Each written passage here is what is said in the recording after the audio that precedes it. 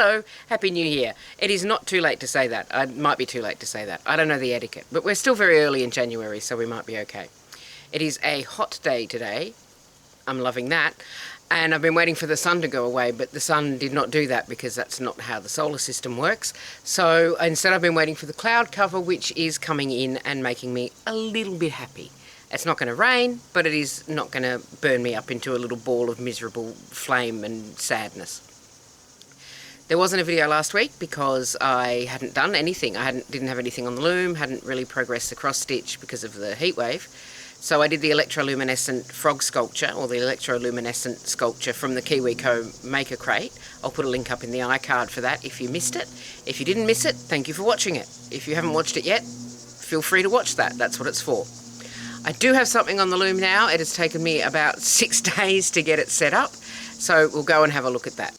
As you can see, I have literally pretty much just started. There's the starting rows, and then we've moved on to the Danish medallions. It's going to be a slow process. I'm going to do the medallions the whole length of the scarf because go big or go home. Even though I am home, this is where I live. Now, what's going to be interesting for me, maybe not for you, but for me, is how this reacts to wet finishing, because these are 3 different fibre blends. I've got pure wool for the medallions. That's Bendigo Woolen Mills Bloom. I think in autumn is the colourway. I can't remember. It was a long time since I've seen the label. The warp is, I think this one, it's Bellissimo Luce, which is a merino and cotton blend. And then the weft is Bellissimo 4, which is pure merino. So everything's going to shrink and react differently to the wet finishing. So that will be quite an interesting, for me, as I said, an interesting finish to this piece. I might get some lumps, I might get some bumps, I might get some texture. Am I getting myself in a terrific tangle with 2 shuttles? Yes, yes I am. And am I getting myself in a terrific tangle with remembering which way the heddle should be? Yes I am. So this is why it's taken me so long. But I'm hoping that once I get to about, once I get maybe another 6 inches, it'll be second nature. The actual making of the medallions, I think I'm doing it right. But basically what you do is you have a line of your thread.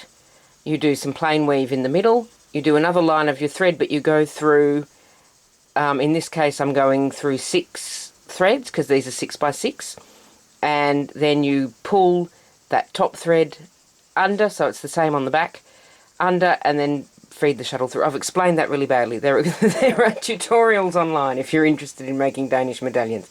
I haven't finished this row just yet. There was something else witty and interesting I was going to say about that. It was really witty and interesting. You were going to be impressed. Oh yes, it wasn't that interesting. These are 6 by 6, but because it's a weft-faced weave, you can see there, maybe you can't see, this is actually a darker orange than this one, but it's not really showing up on the camera. But you can also maybe see, I'm going to zoom right in. I'm going to zoom right in because I can. Here you can see that you can't really see the warp thread. You can see that you can't really see the warp thread, because it is a weft-faced weave. That wasn't intentional, it's just how it's happened. I'm rolling with it. So if it was a more even or balanced weave, these would be taller, they'd be more square, but because it is sort of squishy, they're squishy. I got technical again on you, I'm very sorry. But that's what's on the loom. It's taken me a long time to get it warped up, and it's taking me a long time to do because it is hot weather, and I don't in hot weather. I just don't. But I've got a great big new fan now, and it is sitting on the desk, sitting on the weaving table even, and keeping me cool. That's probably long enough looking very close up at the weaving. So we'll say that's the end of that bit. I hope you enjoyed looking at my slightly wonky Danish medallions that I hope will be much improved by the time I get to the other end. Will I have that finished by next week's video? Probably not. It is still going to be hot, and I'm going to be working very slowly despite my large and very exciting fan that I'm very excited to have. It's a great fan.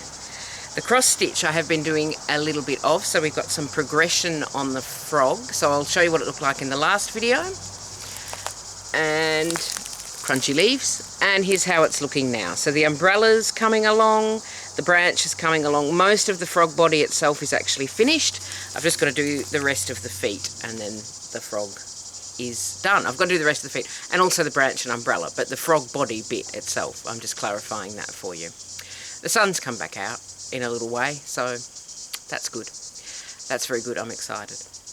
But that's all I have going at the moment. The weave, which will take me a long time, I suspect, and the cross stitch, which is coming along reasonably quickly. I don't think I'm that far from a finish, but I'm probably a little way from the finish. Let's be honest. Let's be honest about the speed at which I cross stitch. I've nearly said crochet.